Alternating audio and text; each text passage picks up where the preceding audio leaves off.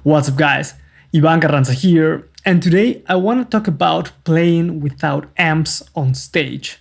I just came back home from doing the summer tour run with the band Dr. Crapula. We've been playing a lot, we've been traveling a lot, and we've been playing mostly festivals in comparison to what we did earlier in this year, which was a club festival tour. Now what's interesting is that even though a festival gig and a club gig are both gigs with the band that you're playing, the festival gigs have usually much shorter changeover times and also much shorter soundcheck times. So you have to be very effective with what you bring on stage and how you set up. And this is the reason why we decided to go completely ampless on stage. So I want to talk about the decision, the challenges that you encounter when doing that, and also the advantages of not having amps on stage. So I already briefly mentioned one of the reasons, which is the setup time, which is one less thing to carry on stage. Make sure that everything is plugged in correctly, that you have the right volumes for the microphone and so on. But for us, the main thing was also to save up space in the van. Now, of course, if you have a huge car where you can fit everything, then please, be my guest, bring all the gear that you want. But we're traveling as light as we possibly can so that we also can unload and load quicker.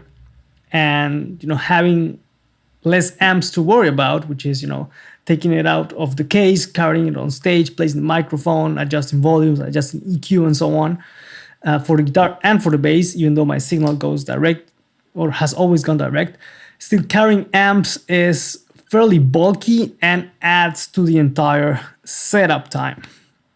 But like I said, the main thing or the main reason why we decided is to save up space on the car or in the car so that we can unload and load faster. Now, with that being said, I'm a big fan of having amps on stage, especially for bass, because for me, having the bass amp is a good reference of how the bass feels, the physical feeling of having bass on stage, the floor rumbling, you feel the air being pushed. That's one thing that I use to monitor myself quite often. And that's one of the challenges. When you don't have amps on stage, the stage is going to be fairly quiet and you lose some of that physical element of making music, because the only thing that we have, for example, live on stage that's really producing sound is the drum kit. There's nothing else at the moment because we are all in in-ear monitors.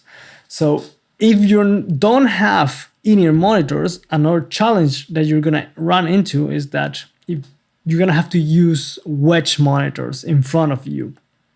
And that is also a bit problematic for bass because some of them sound kind of like this, very trebly, very tinny. They don't have a lot of body, they don't have a lot of bass content, and playing through that is not really a lot of fun, to be honest. Just your bass sounds weak, it can sound harsh, and if everyone is going through their own wedge monitors, it ends up being also loud on stage again, which sort of defeats the purpose of going ampless. So if you decide to go fully ampless, I would definitely recommend jumping into getting in-ear monitors.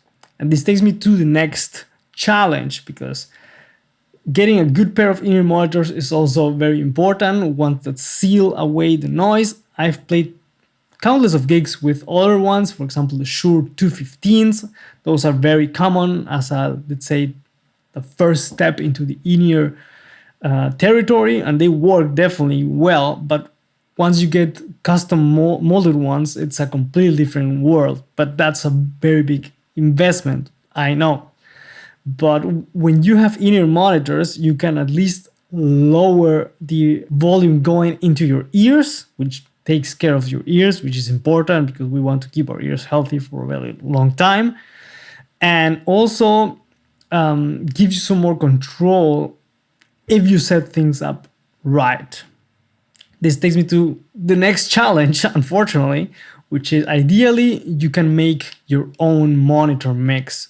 So you would have like a rack where all the band plugs into, and then there's a split going to front of house, and then one signal goes to your monitoring.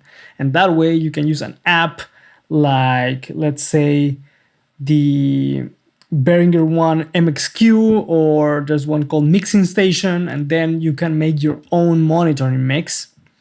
That way you can control everything that goes into your ears, and once you find a good mix, mostly you don't have to touch it again. Sometimes it requires very slight adjustments depending on the room, but usually I have had my mix done once at the beginning of the tour and then left it pretty much like that. Maybe touch the slider just a hair, because maybe someday, because of the room, I can hear more of the drums, or I can hear more of the singer or not, so I need to bump things slightly there, but usually it's like a set and forget thing.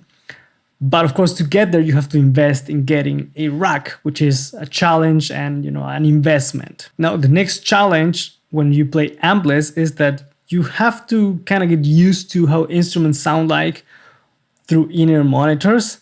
And sometimes they can be sort of dry or too direct or a bit harsh. So you have to spend some time EQing things for the ears, you know, setting some filters, some low pass filters, some high pass filters to certain instruments, putting some gates, maybe some limiters, so that you don't get your ears clouded with a lot of frequency and noise.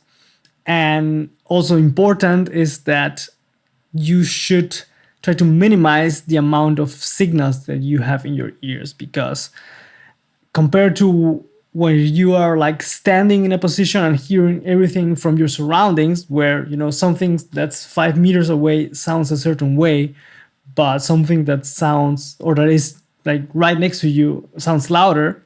When you have in-ears, you know, if something is like very far away, you're still gonna hear it as loud depending on how high you have set up your monitor. So you have to really find a balance of what you actually really need on your ears and what you maybe can say, okay, that's good for reference, but I don't really need it. So I'd rather give more space in the mix for, let's say, the keyboard, or more space in the mix for the backing track, or I don't need to hear all the backing vocals, so I can just scrap them all out, you know? So finding that balance is also a bit challenging at first, but like I said earlier, once you have set your mix, then you barely need to touch it again. One last thing that is fairly tricky is that, in my experience, it is easier to destroy a sound and make it sound bad when you only play direct compared to when you have an amp on stage, especially with like multi-effects units. If you really don't know what you're doing and you're doing some crazy experimentation of multiple signal paths and running different amps, having different cabinets and going stereo and doing some things that not usual when you would just have, or compared to when you would just have an amp, you know, it's easier to mess up your signal. So I would advise testing everything well ahead of a gig, and also know how to make adjustments quickly. Because I've been to several sound checks and I've been to several rehearsals where something wasn't working, and a person who had a multi-effects unit, for example, could not adjust as quickly as they should have, and then you have a lot of people waiting for you to adjust your volume pedal or the gain on a pedal, or because something is not working as intended. So that's one thing that is also important to keep in mind, that it's easier to mess up a sound when you do not have an amp on stage, in my experience at least. But what are the advantages of playing ampless? Like I mentioned, when you don't have to carry more stuff up in the stage, your setup time is reduced considerably.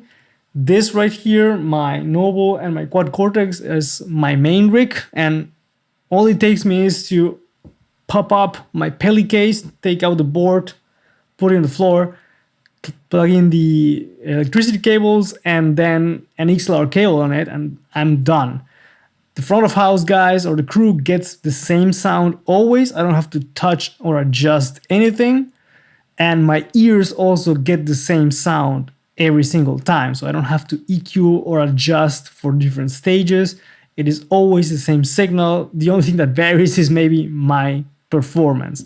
And of course, if somebody from front of house asks me to give them, more bass or more treble, I can adjust as well. But after more than 100 shows, that has happened maybe twice. So this saves a lot of time when setting up. And the same thing applies for a guitar player. He doesn't have to worry about putting a mic, adjusting the gain so that it's in the right level of breakup and that it responds the right way with the pedals. He's using a Helix. I'm using the Quad Cortex. Both work great. And this has served us incredibly well in the past. He only has to take out the Helix out of his bag, put it on the floor, hook up the cables, and that's it. We don't have to worry about, being careful with the guitar amp and also carrying up a heavy tube amp on stage and so on. So the setup time is reduced quite considerably. And also, we don't have to worry about the possibility of breaking tubes on stage because he has a tube amp, or he used a tube amp, and once one of the amps died on us mid-show, which was not really cool. So we don't have to worry about that either, because the sound that he has there is always the sound that's gonna come out of the pedal board. It's not gonna change. It's gonna be consistent. The volumes are always gonna be even. So once you set the mix, like I mentioned, it's gonna stay the same way. Another advantage, and I mentioned it earlier, is that because the stage is fairly quiet, because only the drums are sounding, the person handling the front of house has more control and more ability to EQ the show for the audience, because they're not fighting the volume that's coming from the stage, which is ultimately the goal of having somebody run the sound, so that they can adjust the sound of your band to make it fit in the room that you're playing. You might be thinking, okay, the list of the challenges or the disadvantages is much larger than the benefits that you said.